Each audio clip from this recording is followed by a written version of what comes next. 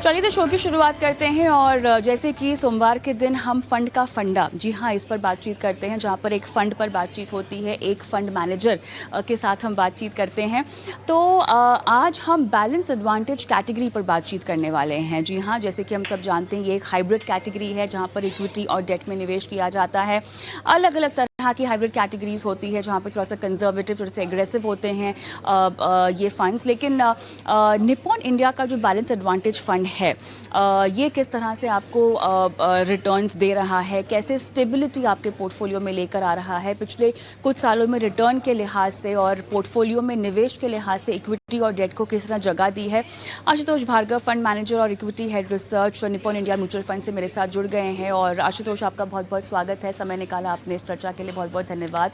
तो चलिए Nippon India के बैलेंस एडवांटेज फंड में मैं जाऊं उससे पहले इस कैटेगरी के बारे में हम बातचीत कर लेते हैं क्योंकि बैलेंस एडवांटेज कैटेगरी है और ये हाइब्रिड की सूची में आता है और ऐसे में निवेशकों में इसको लेकर अच्छी खासी जागरूकता भी आ गई है। हमने देखा है पिछले दिनों काफ़ी लोगों ने इसकी ओर अपना रुझान बढ़ाया है। लेकिन एज अ कैटेगरी, क्योंकि इसमें आप दोनों एसेट क्लास में निवेश करते हैं और हाइब्रिड एज अ कैटेगरी हम देखें तो उसमें बहुत सारे विकल्प हैं जहाँ पर बतौर फंड मैनेजर आपके पास सिलेक्शन का, एसेट क्लासेस को मिक्स एंड मैच करने का बहुत ज़्यादा फ्रीडम है, आपको मौके मिलते हैं।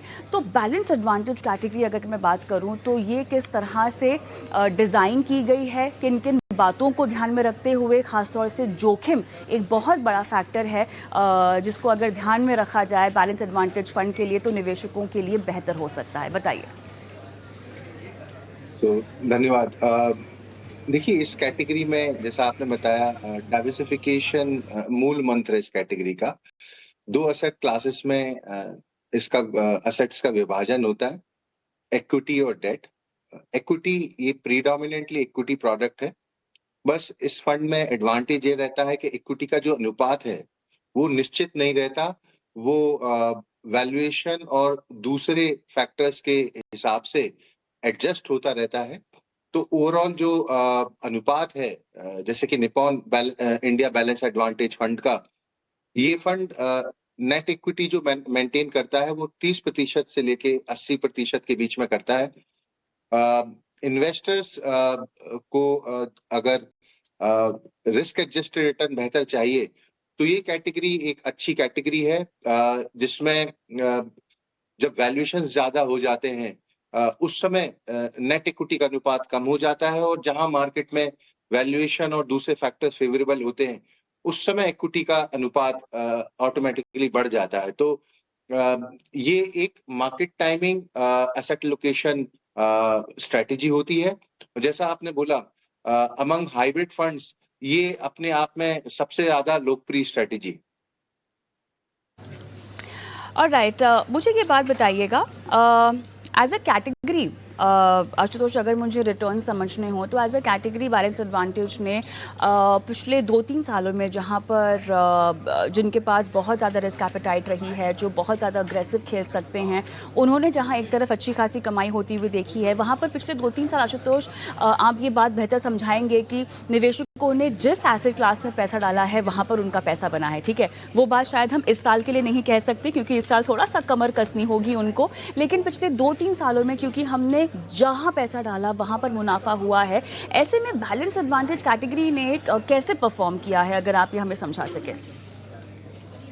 देखिए, एक जो जोर का बुल मार्केट होता है उस समय बैलेंस एडवांटेज या कोई भी हाइब्रिड कैटेगरी इक्विटी फंड्स को अंडर परफॉर्म करती है, और यही हमने पिछले 2 से 3 सालों में देखा, जहां बैलेंस एडवांटेज फंड्स का जो कैटेगरी का एवरेज रिटर्न है वो ब्रॉडर मार्केट के रिटर्न से कम है। पर जैसा कि हम सभी ये समझ रहे हैं, और आपने भी जैसा दर्शाया कि रिटर्न एक्सपेक्टेशन यहाँ से हमें थोड़ी कम करनी चाहिए। इकोनॉमिक स्लोडाउन है, उसके साथ साथ थोड़ा अर्निंग्स पर भी दबाव है, तो रिटर्न एक्सपेक्टेशंस थोड़ी कम हो रही हैं मार्केट्स में। और उस हिसाब से जहां निवेशकों का इक्विटी में एलोकेशन समय के साथ साथ काफी ज्यादा बढ़ चुका है, साल की शुरुआत में ये एक अच्छा समय है जब हम अपने एसेट एलोकेशन पर ध्यान दें। और उस कॉन्टेक्स्ट में ये कैटेगरी एक प्रूवन कैटेगरी है, जहां मुझे लगता है कि return differential balance advantage category का ब्रॉडर मार्केट से जो बहुत कम रहा है, आई थिंक वो रिटर्न डिफरेंशियल अगले 12 से 18 महीनों में नैरो होगा। इसका मतलब है कि रिटर्न्स जो हैं वो मूलतः मार्केट के बराबर होने चाहिए या उससे इर्द-गिर्द होने चाहिए, और ड्रॉडाउन जो हैं, जो एक टिपिकल एक रेंज बाउंड या करेक्शन वाले मार्केट में आते हैं, डेफिनिटली बैलेंस एडवांटेज फंड में कम होंगे। तो उस हिसाब से पिछले 2-3 सालों के कंपैरेटिवली आज एक बहुत अच्छा समय है बैलेंस एडवांटेज फंड्स को कंसीडर करने का across all kind of investors, I would say. चलिए थोड़ा सा अब हम फंड की ओर आते हैं, जहाँ पर Nippon India balance advantage fund की मैं बात करूँ, जैसा कि कैटेगरी की परफॉर्मेंस भी आपने समझाई है। इन टर्म्स ऑफ रिटर्न अगर हम देख लें तो लगभग 3.5% 10 साल में, पिछले 2 साल में लगभग 14.5% का आसपास रिटर्न है, और पिछले 1 साल में अगर हम देखें तो लगभग 11.5% के आसपास का रिटर्न यहाँ पर ये फंड देता हुआ दिखाई दिया है।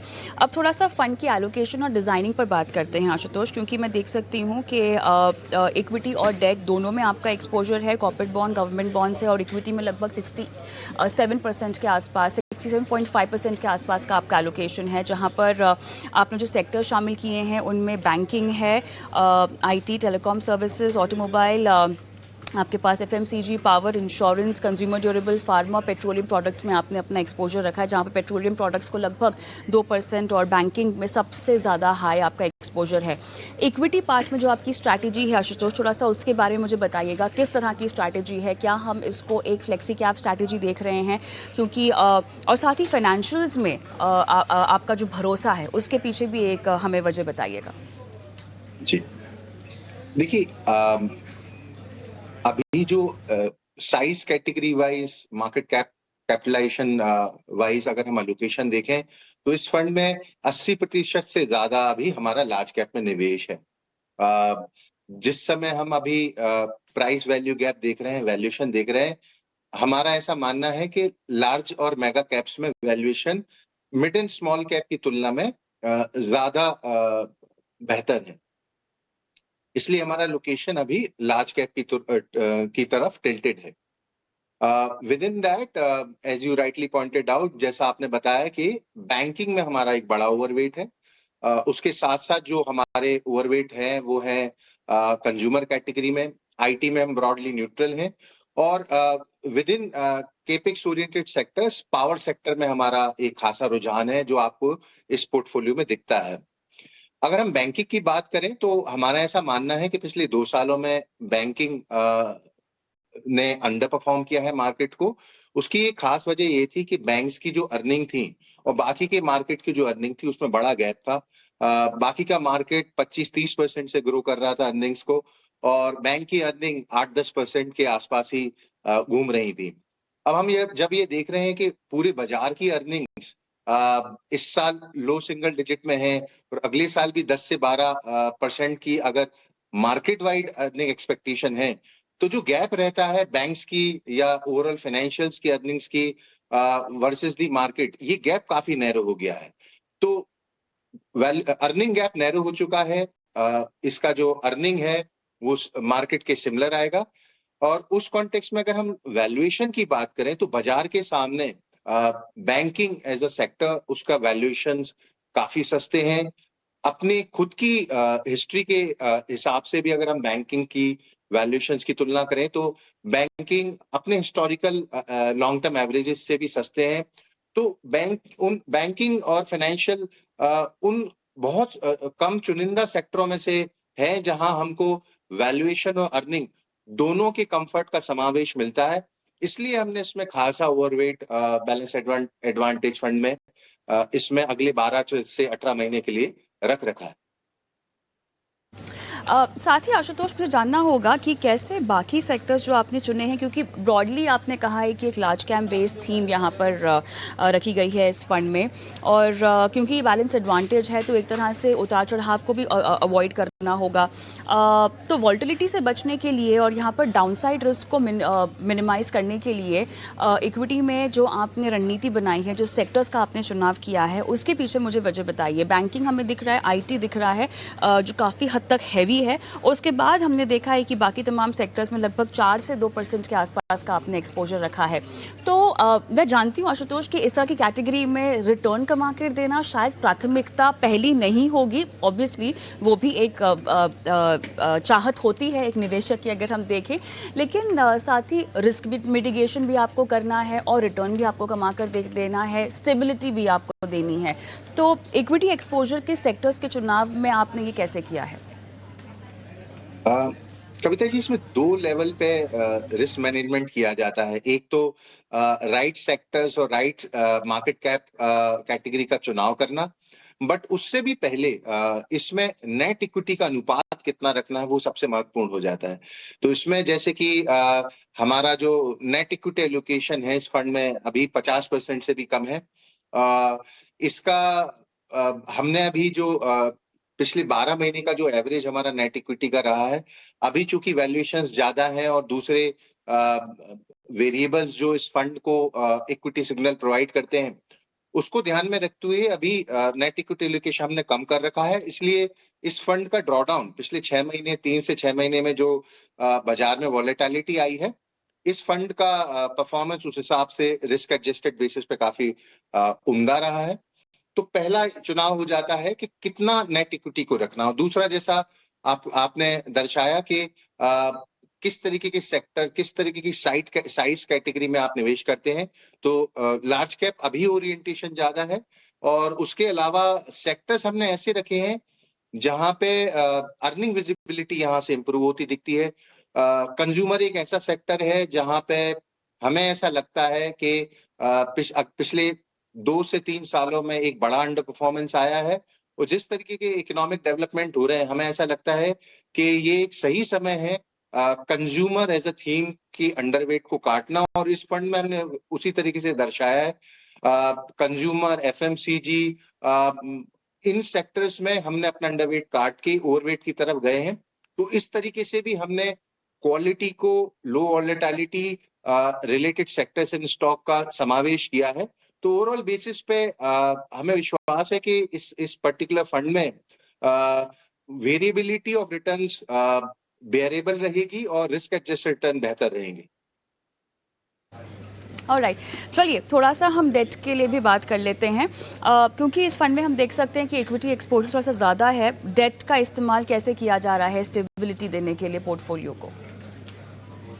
देखिए, डेट में हमारी एक्सपेक्टेशन रहती है एक दृढ़ता प्रोवाइड करें, स्टेबिलिटी प्रोवाइड करे वो पोर्शन, एंकर रोल जो हम चाहते हैं डेट से, उसी तरीके की सिक्योरिटीज को हमने इसमें रखा है।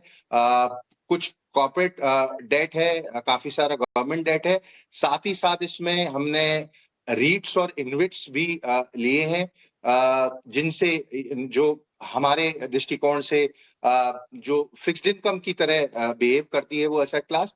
तो बेसिक आइडिया ये है कि हमें कोई ज्यादा क्रेडिट रिस्क नहीं लेनी, हमें कहीं ज्यादा बढ़ के ड्यूरेशन रिस्क नहीं लेनी, और एक स्ट्रॉन्ग एंकर जो हमको ओवरऑल पोर्टफोलियो में चाहिए इस तरह की कैटेगरी में, डेट पोर्शन उसी हिसाब से बनाया गया है। अगर आप इसको तुलना करना चाहें तो एक शॉर्ट टर्म डेट फंड की जो संरचना होती है क्रेडिट क्वालिटी, एसेट क्वालिटी या ड्यूरेशन को लेकर, इस फंड में हम उसी तरीके की रणनीति फिक्स्ड इनकम पोर्शन में बना के चलते हैं।